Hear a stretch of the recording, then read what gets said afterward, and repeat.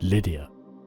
The name of this small region in western Anatolia is unknown to many, and yet the Lydians, an Anatolian people whose close proximity to the Aegean Sea allowed for the free flow of ideas and culture between Lydia and ancient Greece, created an immensely powerful realm which dominated Anatolia and the surrounding territories in the late 7th and early to mid-6th centuries BC. Allied to the Pharaohs and the might of Neo-Assyria, the Lydians were formidable warriors and cavalrymen, their artists and craftsmen, blending Anatolian, Greek and Near Eastern forms, created exquisite pottery, painting and metalwork. Their kings were the first to mint coinage, revolutionising trade in an innovation which is still used today. The name of their most famous king, Croesus, has become a byword for wealth and riches. In today's video, we will try to uncover more about this little-known people, and to discover the answer to this question: who were the Lydians? The Late Bronze Age origins of the Lydians are truly obscure. This obscurity is primarily due to the absence of contemporary records concerning the Lydians. The only written records we do have on the subject, primarily Herodotus, are written much later, and often contain semi- or outright mythological information.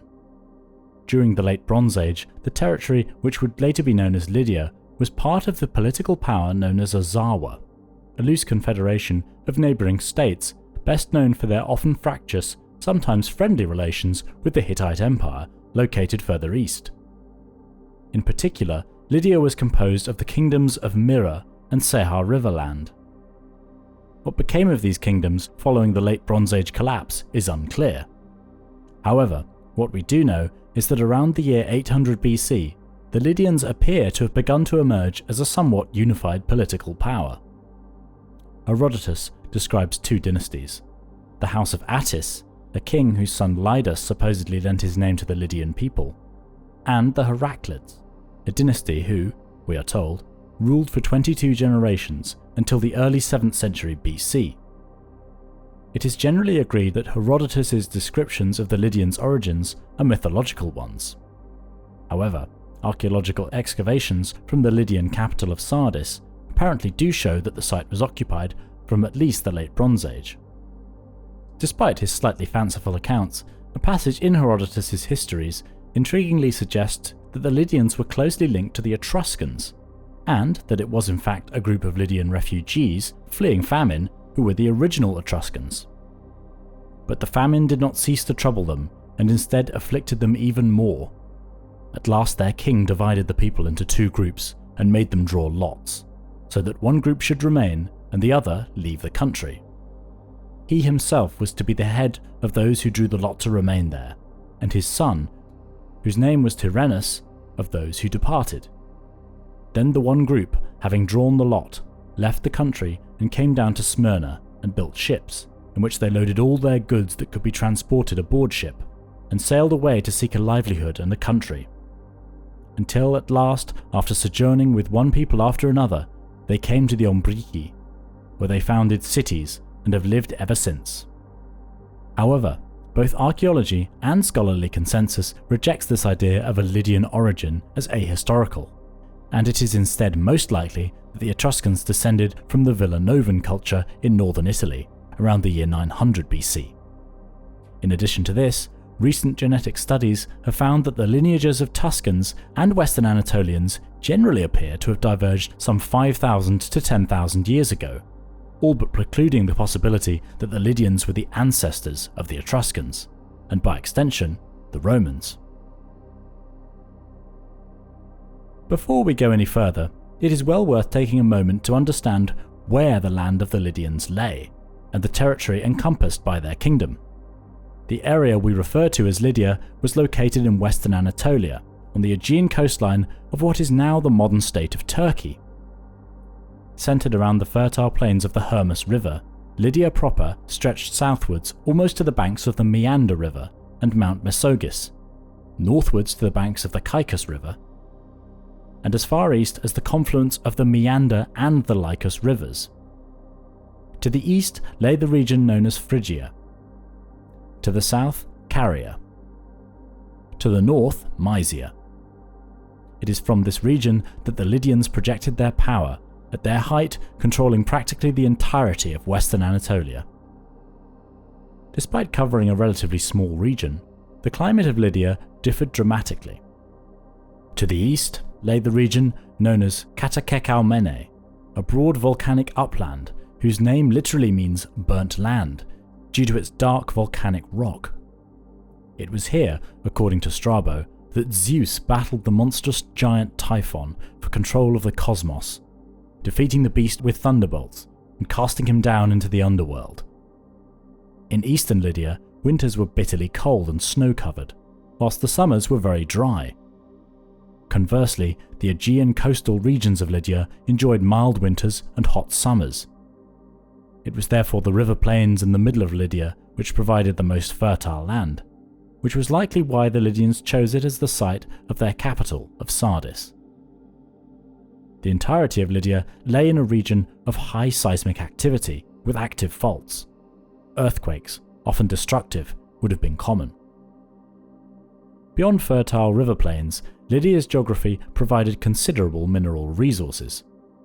Marble was quarried in the coastal regions, while the ground around Sardis yielded quartz and gold. In fact, the Pactolus River, which flowed down from Mount Tmolus, was also a source of gold. Besides this, Lydia was also a source of silver, iron, copper, and sulfur.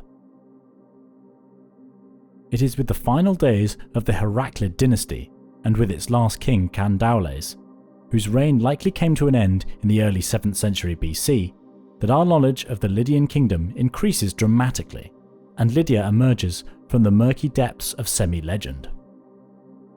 Exactly how the first member of the Mermnad dynasty, named Gyges, came to the throne of Lydia is unknown. Herodotus informs us that Gyges was the bodyguard of the last Heraclid king. Boastful of his wife, who he claimed to be the most beautiful woman in the world, Candaules insisted that the reluctant Gyges hide in the royal chambers in order to see the queen naked.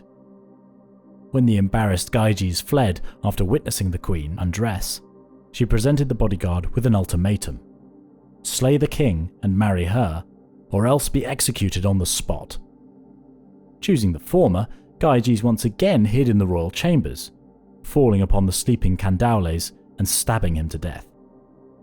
Although such an account may perhaps be fanciful, especially since it was written by Herodotus, it does reflect the apparent reality that Gyges usurped the throne from Candaules, although in reality this was most likely achieved via a coup, perhaps with the support of Carian aristocrats. It is also worth mentioning that Gyges' rise to power occurred against the backdrop of major geopolitical changes in western Anatolia. In the early 7th century BC, the Cimmerians, a nomadic people from the Eurasian steppe, moved into Anatolia, destabilizing and eventually collapsing the previously dominant Phrygian kingdom. In order to consolidate his reign, and likely in an attempt to ward off civil unrest, Gyges made rich offerings of gold and silver to the Delphic oracle. Quid pro quo, the new Lydian king was granted legitimacy by the oracle, and successfully established a relationship with the Delphic oracles, which would last throughout the days of the Mermnad dynasty. However, as Herodotus notes, the oracle supposedly also declared that Gyges' dynasty would fall in the 5th generation. Once established on the throne, Gyges wasted no time in consolidating and expanding his realm. Looking westwards, he attacked the cities of Miletus, Smyrna, and Colophon. Although unable to capture these cities, he established Lydian overlordship over them, opening them up to trade with Lydian cities, and even granting Miletus the right to found colonies on the Anatolian coastline. Settlers from that city went on to found the strategically located city of Abydos. Lydian expansion was temporarily halted by Cimmerian incursions in around 665 BC, which Gyges was able to successfully repel. Furthermore, the power vacuum left by the collapse of the Phrygian kingdom and the blunting of Cimmerian westward expansion allowed Gyges to expand northwards, subjugating the Troad region without great difficulty and installing Lydian settlers. No doubt the Lydian king also had his eye on the valuable gold reserves in the area. The city of Ilium, thought to be legendary Troy, became a crucial administrative centre.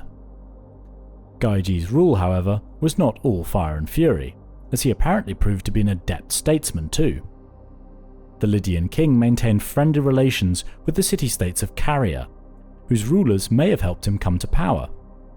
He was also able to establish such links with the Greek cities of Cyme and Ephesus, and even married one of his daughters to the tyrant of Ephesus.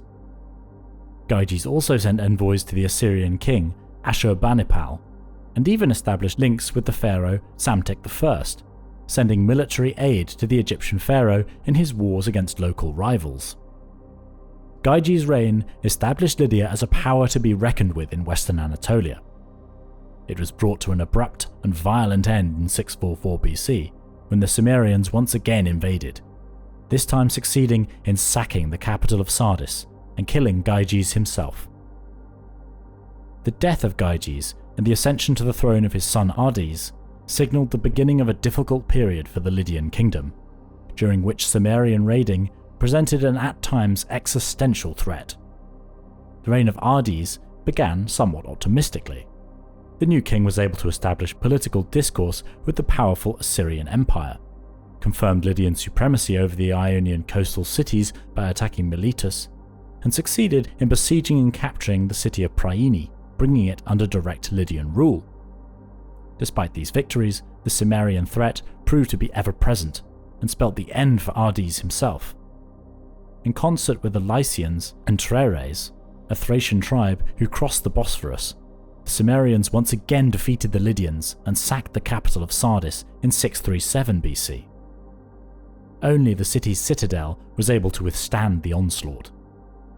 The sack of Sardis ended the Lydian king's rule, although it is unclear whether he was killed outright or deposed for failing to defend the realm. The Cimmerian crisis continued unabated during the ill-fated and very short-lived reign of Ardys' son, Sadioetes. Precious little is known about the reign of Sadioetes, perhaps because it was so very short. Herodotus reports that he ruled for 12 years, although modern estimates have suggested it was more like 2. Although Sadioetes apparently continued Lydia's wars against the city of Miletus, the kingdom continued to be beset by repeated Cimmerian raiding, which sapped the kingdom of its strength, eventually ending Sadioetes' reign. Like his father, we cannot say with any certainty whether he was deposed or killed in battle. It is with the ascension of Sadioetes' son, Alyattes, to the throne of Lydia that the fortunes of this kingdom changed dramatically. The greatest geopolitical shift which enabled the rise of what we might consider to be the Lydian Empire was the final defeat of the Cimmerians, whose repeated invasions and raiding had effectively subdued Lydian power since the reign of Ardys. Entering into an alliance with the eastern Iranian nomadic people known as the Scythians, and acting with the approval of the Neo-Assyrians, Alyattes and the Scythian king Madies conducted a series of campaigns against the Cimmerians in central Anatolia. Exactly how these campaigns were conducted is unclear. However, what is certain is that Cimmerian power was utterly broken, and the nomads were once again put to flight, likely in the early to mid-620s BC. Both Lydian and Scythian forces, perhaps acting somewhat in concert, brought about the end of the Cimmerians. Strabo claims it was Madies who finally defeated them, while Herodotus ascribed Alyattes that honour. In any case, the vanquishing of the Cimmerians left Alyattes with an opportunity to expand a resurgent Lydia. Alyattes continued his predecessor's wars against the city of Miletus, finally concluding a peace treaty which established Lydian overlordship and ensured access to the city's markets. Lydia's good relations with the city of Ephesus were renewed with a union between one of Alyattes' daughters and the Ephesian tyrant Melas the Younger. Furthermore, Alyattes continued to pursue friendly relations with the Carian city-states to the south, slowly establishing Lydian political supremacy over this region. To the east, Alyattes expanded his rule into the cities of what was formerly Phrygia. Taking advantage of the close cultural links between the two regions, the Lydian king allowed local Phrygian rulers to retain power as his vassals, in return for regular tribute and military support. Lydian diplomatic officials would have no doubt been present at vassal courts, and some cities, such as Gordion, may have even had Lydian governors.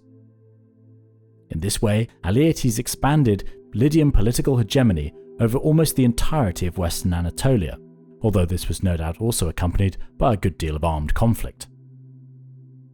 His position strengthened, Alyattes once again campaigned against the Ionian cities, conquering Smyrna in around the year 600 BC, and subsequently the city of Colophon, whilst agreeing trade settlements with the city of Clazomenae. However, the aggressive westward expansion of the Lydian king, which brought the borders of the kingdom to the banks of the Halys River, precipitated conflict with the newly powerful Medes in eastern Anatolia.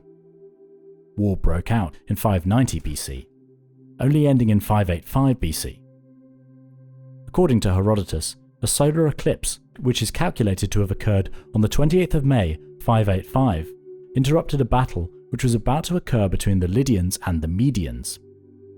Such an ill omen supposedly convinced Alyattes and the Median king Cyaxares to sue for peace, a peace which was sealed with a marriage alliance between Cyaxares' son and a Lydian princess. At the time of Alyattes' death later that year, Lydia dominated western Anatolia. The Lydian king, responsible for minting the first coins in history, had successfully established his realm as an economic and political powerhouse.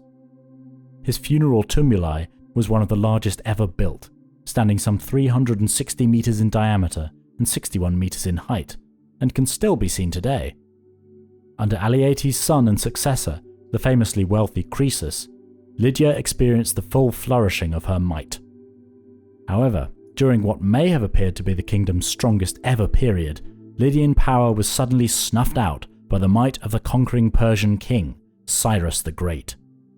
We shall return to the historical narrative later, but for now, our business is with the society and culture of the Lydians. Aside from our knowledge that the king was the head of the Lydian government, we have almost no information about how the state functioned. Aristotle's Politics, which painstakingly explains the governmental structures of various nations, omits Lydia entirely. Sources often describe the importance of the king's role as leader of the army, directing Lydian forces in the field. No doubt the king's role as head of state meant that he was responsible for maintaining relations with foreign powers, hosting foreign emissaries, and sending his own abroad. Lydian kings also appear to have had control of the royal mint, a crucial element in maintaining political and economic supremacy. Command of the mint in Lydia, a land rich in gold, silver, and electrum, explains the legendary reputation for opulence that Lydian kings enjoyed, most notably Croesus, whose name has become a byword for extravagant wealth. The presence of abundant natural resources within Lydia itself would probably preclude any real need for domestic taxation, except perhaps in times of war or for great construction projects, as Herodotus hints at regarding the construction of the tomb of Alyattes. There is in Lydia the tomb of Alyattes, the father of Croesus, the base whereof is made of great stones, and the rest is of mounded earth. It was built by the men of the market, and the artificers, and the prostitutes. There remained, till my time, 5 cornerstones set on the top of the tomb, and on these there was graven the records of the work done by each kind, and measurement showed that the prostitute share of the work was the greatest. Lydian rulers did, however, levy taxes on their subject peoples, and tributary states on their borders. Herodotus tells us that Croesus was the first to exact taxes from the Greek cities clustered along the shores of the Aegean Sea, which at the time were subjects of the Lydians. Taxes would also no doubt have been levied in some capacity on trade passing through Lydia, although we have no details regarding this. The Lydian capital of Sardis was of paramount importance to the kingdom, a centre of trade and political power which may have been permanently inhabited since the Neolithic. The city was enormous, covering over 100 hectares, and featured a strong citadel perched atop a natural craggy rock formation which overlooked the city. It was not only this stronghold, but the 20-metre thick city walls which made Sardis a formidable defensive site. A fortified palace, royal mint, and a treasury gave Sardis all the trappings of a powerful ancient capital. The nearby burial mounds of Bin Tepe are the site of hundreds of burial mounds known as tumuli, where the elites of Sardis were interred. To the north was a large section of the city which extended beyond the walls, complete with industrial, residential, and commercial areas. The extramural settlement of Sardis appears to have stretched even to the streams of the Pactolus River, where precious metals washed down by the river were collected. The vast majority of Sardis's residents likely lived in stone and mud brick houses, perhaps even featuring courtyards. The houses of the rich appear to have typically been roofed with tile, while the poorer residents of the city used clay and straw. Stone-cut masonry was used for monumental buildings, such as the city's Acropolis. Lydian society, like many of its contemporaries, was dominated by an aristocratic elite. Landowners who were also known to have participated in business, such as mining. Beneath the upper classes, we know of a priestly class: merchants, craftsmen, farmers, freemen, serfs, and slaves. Literary evidence gives no details on Lydian slaves. It has been suggested that they would have most likely been prisoners of war. It would appear that Lydian women were by no means totally marginalised, and did certainly participate in economic life, in particular in the textile industry. Herodotus, writing in his histories around the year 430 BC, records a curious and bizarre piece of information regarding Lydian women. All the daughters of the common people of Lydia ply the trade of prostitutes to collect dowries until they can get themselves husbands, and they themselves offer themselves in marriage. Despite this intriguing assertion, it is worth pointing out that Herodotus's work is often filled with semi-legendary and mythological information, as well as simple misunderstandings. It has been suggested that this passage in Herodotus could well be a reference to the practice of temple or sacred prostitution, a kind of act carried out in a religious context as part of worship or ritual.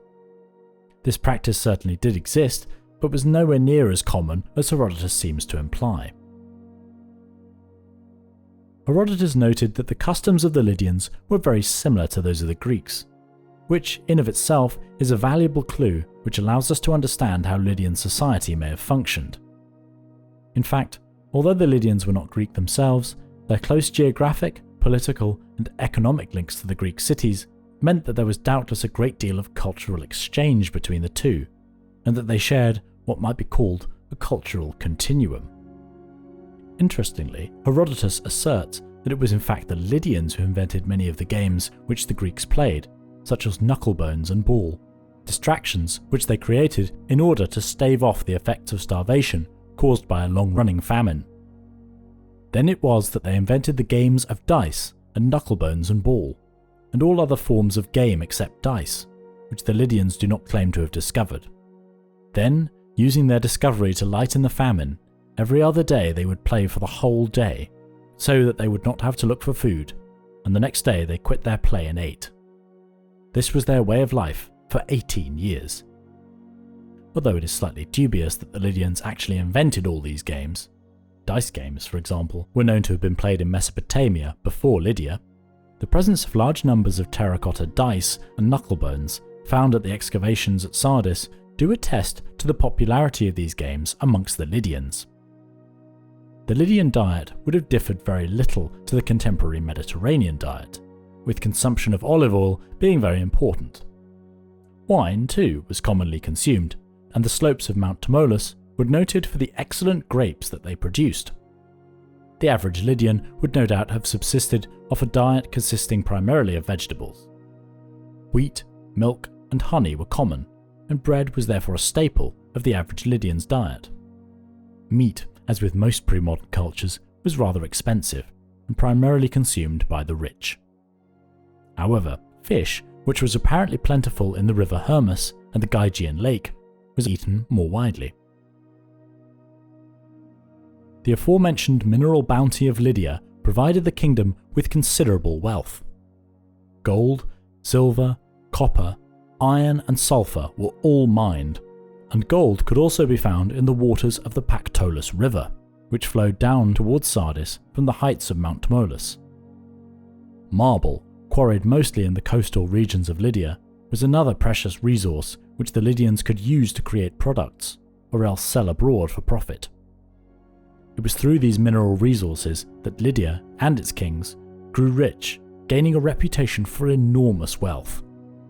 Even after the Lydian kingdom was conquered and absorbed by the Persians, Lydia retained its famed riches. A nobleman named Pythias, grandson of Croesus, is described by the subjects of the Persian king Xerxes as follows: "O king, this is the one who gave your father Darius the gift of a golden plane tree and vine. He is now the richest man we know after you." Gold, silver, and another naturally occurring alloy comprised of the two, known as electrum, which could also be found in the Pactolus River, were all used to create Lydian coinage from around the late 7th century BC, the earliest metallic coinage ever produced. In fact, it is likely from Lydia that the practice of coin minting spread to the Greeks. The use of coinage gave the Lydians distinct advantages when it came to certain types of economic activity, such as trade, making it far easier to facilitate complex and long-distance trade deals. As a result, trade was a crucial element of the Lydian economy. Lydia was well positioned to take advantage of trade travelling east-west through Anatolia, both allowing the Lydians to extract tolls from passing traders, and allowing them to engage in trade themselves with great ease. The ports of Ephesus and Smyrna, and the great city of Sardis became important trading hubs, from which goods were exported and imported. Interestingly, excavations at Sardis appear to suggest that the majority of trading activity was carried out by smaller businesses, rather than by massive conglomerates of merchants. Beyond trade and precious metals, the Lydians also engaged in the manufacture of a variety of products.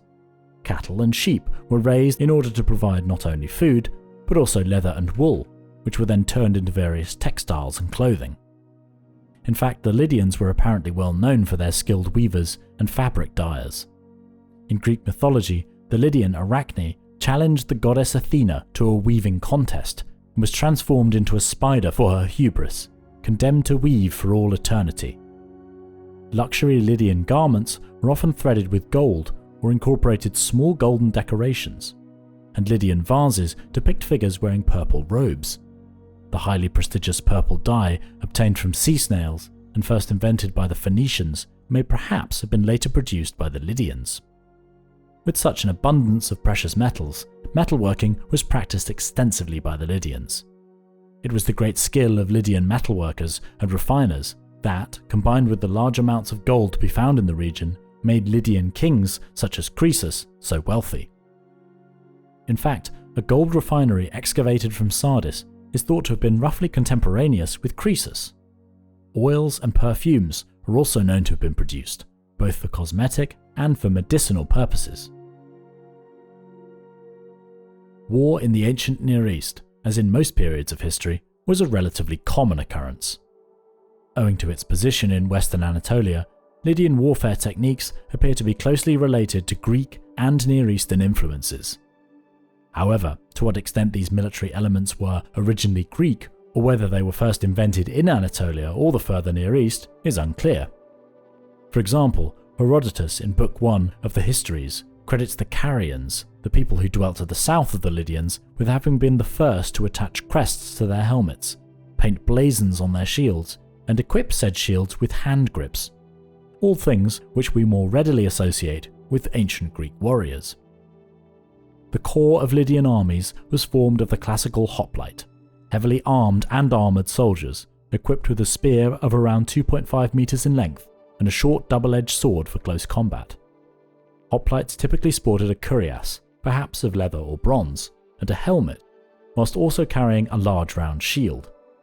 The spear and shield were utilised to fight in the famous phalanx, a mass formation of hoplites in which each soldier would interlock shields with the man next to him, forming an impenetrable wall bristling with sharp spears. However, despite Lydian hoplites apparently being equipped in a very similar fashion to their Greek contemporaries, there are some notable differences. A Lydian wall painting from the Tartali tumulus displays soldiers wielding distinctive curved swords, which appear to be somewhat similar in form to the Greek kopis or the ancient Egyptian khopesh. Furthermore, whilst Lydians do appear to have used the Corinthian helmet utilised by the Greeks, a helmet recovered from the ruins of Sardis in 1987 and dated to around the time of the Persian conquest of Lydia in the mid-6th century BC displays a notable departure from this style. This helmet, featuring a skull piece design with attendant cheek flaps, is highly unusual for Greek or Near Eastern helmets of the pre-Roman period, and would be more readily associated with helmets of the 2nd century AD. However, the Lydians were most noted for their cavalry. Greek authors very often referred to Lydian troops as hippomachoi, or horse fighters, and the poet Bacchylides called Croesus' kingdom horse-taming Lydia. Herodotus, writing about the reign of Croesus, noted the following: "Now at this time there was no nation in Asia more valiant or warlike than the Lydian. It was their custom to fight on horseback, carrying long spears, and they were skillful at managing horses." Furthermore, the 7th century Greek poet Memnonius of Smyrna made reference to the thick ranks of Lydian cavalry, perhaps suggesting that they customarily fought in massed formations. 2nd century AD Roman Macedonian author Polyaenus reported that the Lydians, under King Alyattes, used war dogs against the Cimmerians around the year 600 BC, in what may be the earliest example of dogs being used in battle. He marched against them and ordered his men to take into battle with them a number of large, fierce dogs. When the dogs were released, they fell on the barbarians as they would on a herd of wild beasts. They injured many of them, so as to disable them from action and put the others to flight. We know of one particularly notable use of siege technology by the Lydians at the siege of Smyrna, that of throwing up large earth mounds beside the city walls in order to attack the fortifications and gain access to the city, in a style very similar to Assyrian siege techniques. Lydian engineering skill extended to defensive measures too. The walls of the capital, Sardis, are known to have been immensely strong, measuring some 20 meters thick. One area of warfare in which the Lydians were apparently lacking was their navy. Having originated inland, and apparently only gaining access to the sea with the capture of Priene under King Gyges, the Lydian navy was likely small and relatively weak. Reportedly, Croesus' planned invasion of the city of Mylittene on the island of Lesbos was called off in the face of the island's superior naval power. Lydian art appears to have been heavily influenced by Greek art, particularly in the 7th and 6th centuries BC. Indeed, it has been suggested that Eastern motifs actually entered Lydia through Greece, rather than directly from Eastern Anatolia. Although artifacts from Lydia are somewhat rare, ceramics do survive in relatively high numbers. The basic technique for producing ceramic products in antiquity was fairly standard. However, Lydian pottery was of a pretty high standard, with many pieces featuring rather beautiful, coloured marbling. The style of the vast majority of pieces is either Greek or native Anatolian in nature, with a few localised variations. For example, Lydian amphorae are boxy in comparison to contemporary Greek examples, with much wider necks, and were often decorated with wavy lines. Pot stands, jugs, amphorae, pyxis, stemmed dishes, cups, bowls and lamps have all been found, to name but a few. The majority of Lydian pottery, aside from so-called courseware, was painted. Monochrome patterns, popular in the 8th century BC, gave way to the use of black, purplish-brown, red and white, as Lydian potters were increasingly inspired by the works of their Greek contemporaries, whose products were certainly being imported into Sardis. Black on red ware, produced in Lydia, often features Greek-style concentric patterning, including circles and semicircles, drawn with a special kind of compass, with several tiny brushes attached to a single wooden handle. Although almost all Lydian pottery was derived from Greek styles, a distinctive kind of pottery vessel known as a Lydion was a Lydian invention, from where it spread to Greece. A Lydion was a small kind of spherical ceramic vase, which stood on a tall foot and was often decorated with horizontal stripes, and used to store perfumes, creams and other cosmetics. Amongst the finest examples of Lydian artistry were pieces which were found in aristocratic burial tumuli in the Gure area, close to the Hermus River. Plundered by looters in the 60s, treasures from these incredible burial mounds were only returned to Turkey in the 1990s after a lengthy legal battle. Dating from the mid to late 6th century BC, These artifacts display Greek, Anatolian, and Persian artistic influences. A magnificent wine jug, whose handle is styled in the form of a boy, resting upon 2 rams and grasping 2 lions above his head. What makes this vessel even more remarkable is its size. This level of detail was achieved in a vessel which stands at just over 17 centimeters high. It is also a fantastic example of the way in which Lydian art blended several different traditions. The figure and overall form of the vessel are classically Greek, but the presence of the rams and lions is certainly more Anatolian or Persian. In the words of Ilknur Özgun, on this vessel, Greek, Lydian, Achaemenian, and Anatolian traditions are felicitously merged. Other treasures found in the tumuli include delicately wrought silver bowls inlaid with gold, libation bowls with averted rims of the kind that may well have been used at a symposium, a plate made of jasper, decorative ladles, a highly elaborate bronze incense burner, and a necklace with acorn pendants, a popular motif in ancient jewellery from the Mediterranean and Near East. The Lydian language is primarily known to us from a mixture of coin inscriptions, graffiti, and a number of longer inscriptions which survived from the 5th and 4th centuries BC, when the Lydians were under the yoke of Persian imperialism. The vast majority of these were found in or around the capital of Sardis, and are most often funerary in nature. Linguists have had considerable difficulty in categorizing Lydian. Whilst it is clearly an Indo-European language, and a part of the Anatolian language family, it possesses a number of features which are absent in other Anatolian languages, which may or may not be explained as the preservation of archaic language elements in Lydian, or linguistic developments which are unique to Lydian. Attempts to align the language with the better-known Late Hittite or Luvian languages have been somewhat inconclusive, and the classification of Lydian therefore remains a subject of debate. The discovery of the Sardis bilingual inscription in 1917, a funerary inscription in both Lydian and Aramaic, was a Rosetta Stone moment for Lydian. It was this artifact that allowed German Orientalist Enno Littmann to decipher the Lydian script in 1916, eventually leading to the translation of unilingual texts. The Lydian script itself is related to the Greek alphabet, and like the Greek alphabet, was derived from the Phoenician alphabet.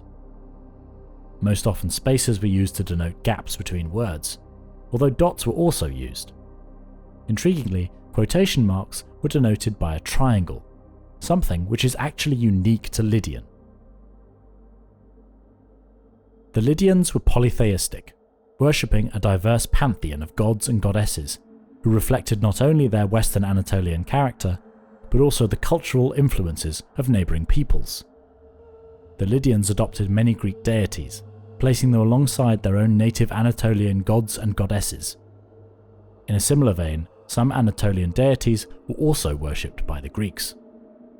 Adoption of divinities was a fluid affair. Croesus, for example, was known to have made offerings to the oracle at Delphi and Didyma, but apparently did not import the Greek god to his native land, as no temple to Apollo has been found. Amongst the Lydian pantheon, the goddesses are best known to us. Chief amongst these was Artemis, the Lydian reflex of the Greek goddess Artemis, who appears to have been considered as the head of the pantheon. A goddess of wild nature and protector of the dead, Artemis also bears similarities to the Phrygian mother goddess Mater Kubaleia. Her worship was widespread and well documented, including offerings presented to her by Croesus and a number of temples and sanctuaries at Ephesus, Sardis, the royal burial area of Bin Tepe, and on the southern shore of Lake Gygia. Artemis's daughter, Kupharwas, was a goddess of divine frenzy. It is to her that the small shrine found in the gold refinery district of Sardis was dedicated. A Niskos from around 400 BC, found in Sardis, displays divine mother and daughter, accompanied by a deer and lion. Another major goddess of Anatolian origin was Cybele, or Kuvarva, an Anatolian mother goddess known to the Phrygians as Mater Kubaleia. Often depicted as a corpulent female figure accompanied by lions, Cybele's worship spread westwards via Greek colonists in Anatolia, eventually entering the Roman pantheon as Magna Mater, or Great Mother. Interestingly, Roman authors appear to have reinvented her as a Trojan goddess, a nod to the legendary origins of the Roman people and the mythological hero Aeneas. The goddess known as Kore is not attested during the period of Lydian independence, but was closely associated with the Greek Persephone. We know little of Kore other than that games were held in her honour in the capital of Sardis, and that her imagery was used on Lydian coinage, celebrating the formation of alliances with neighbouring cities. There are a number of Lydian gods who are also known to us. The Lydian reflex of the Greek father of the gods Zeus was known as Lous or Lephs. Like Zeus, Lous was a storm god. And like Zeus, he was not the head of the pantheon, nor the most powerful deity. Despite it being unclear if a sanctuary to Lous existed in Sardis, many references to the storm god have been found on pottery fragments and coinage. It may also be the case that Lydia was considered to have been the legendary birthplace of Lous.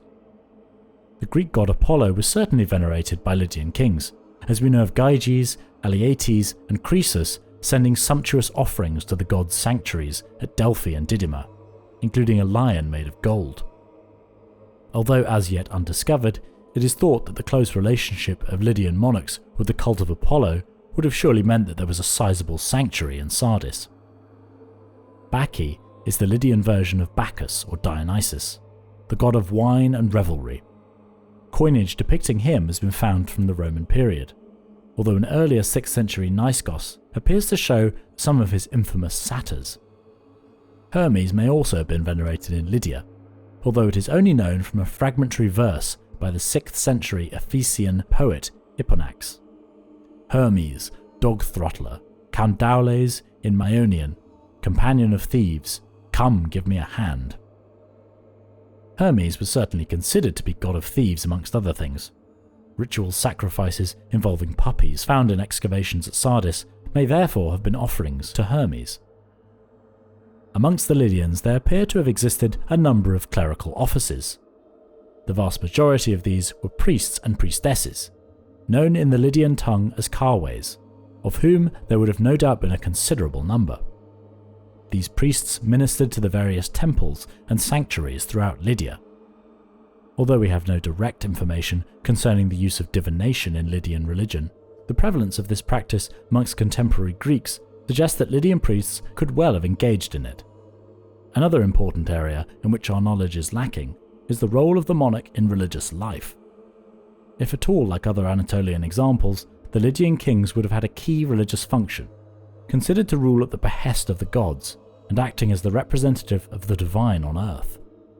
It may well be that, like the Hittites and later Hellenistic kingdoms, the Lydians deified their kings upon death.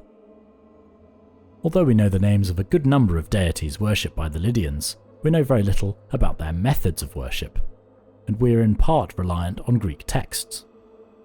Archaeological finds are more numerous for the Persian and Hellenistic periods, but very scant during the period of Lydian independence.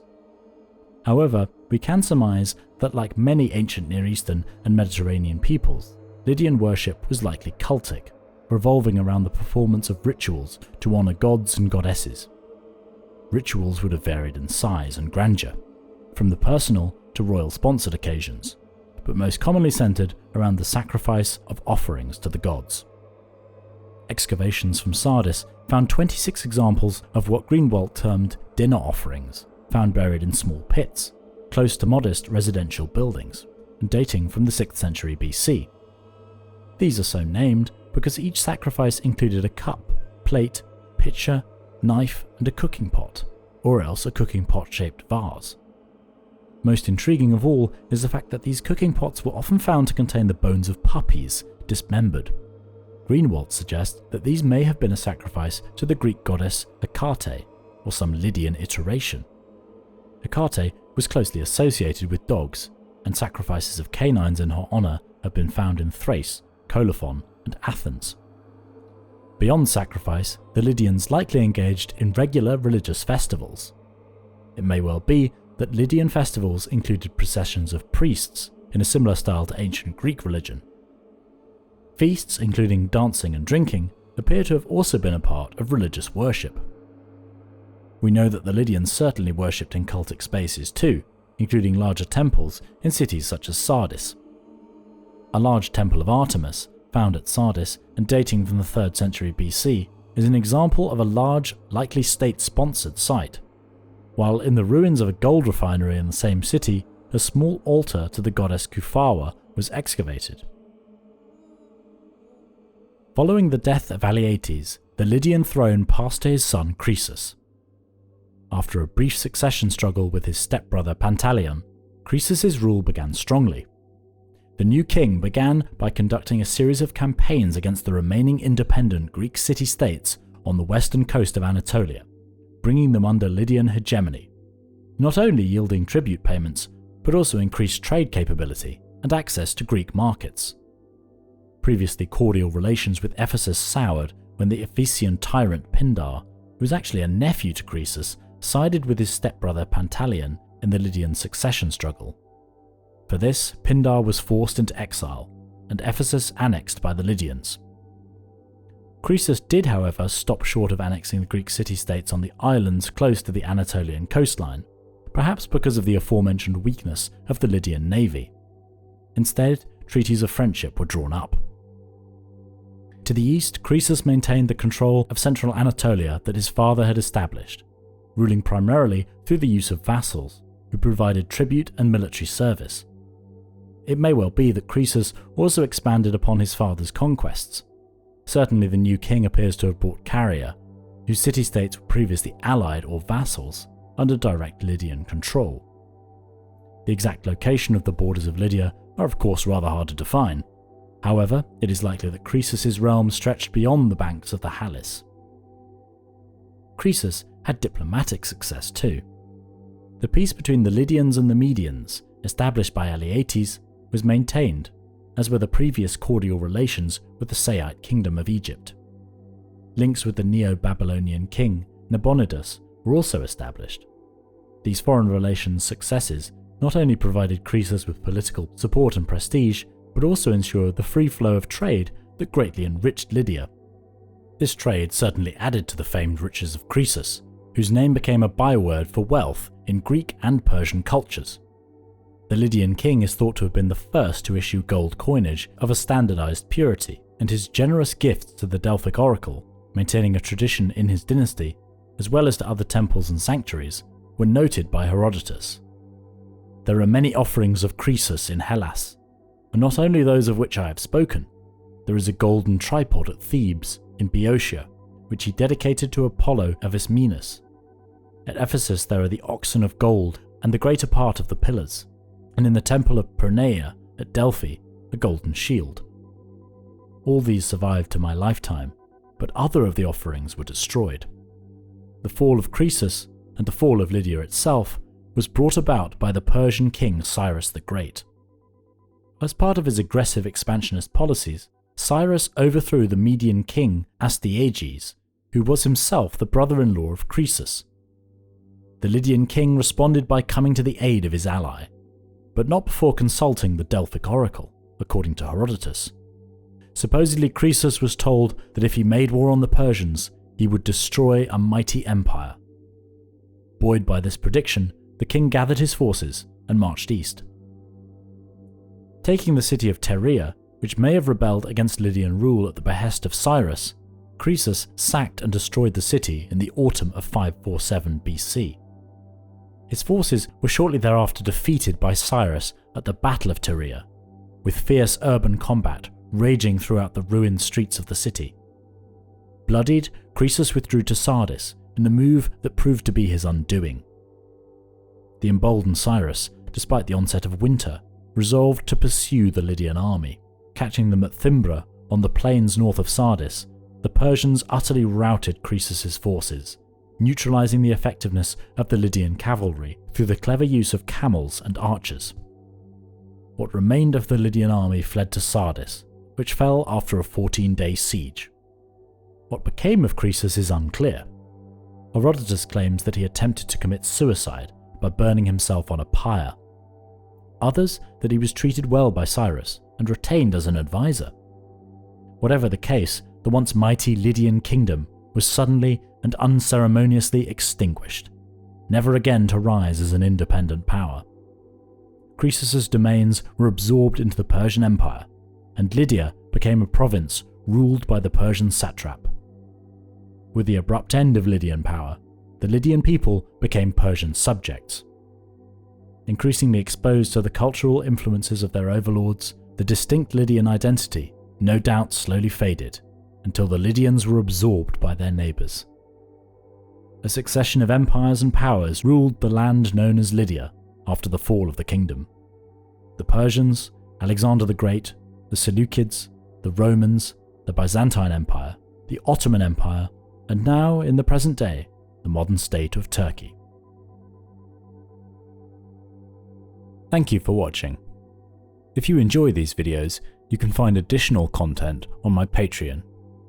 You can also get early access to future videos and access to deleted scenes, in other words, sections that I cut from the main video.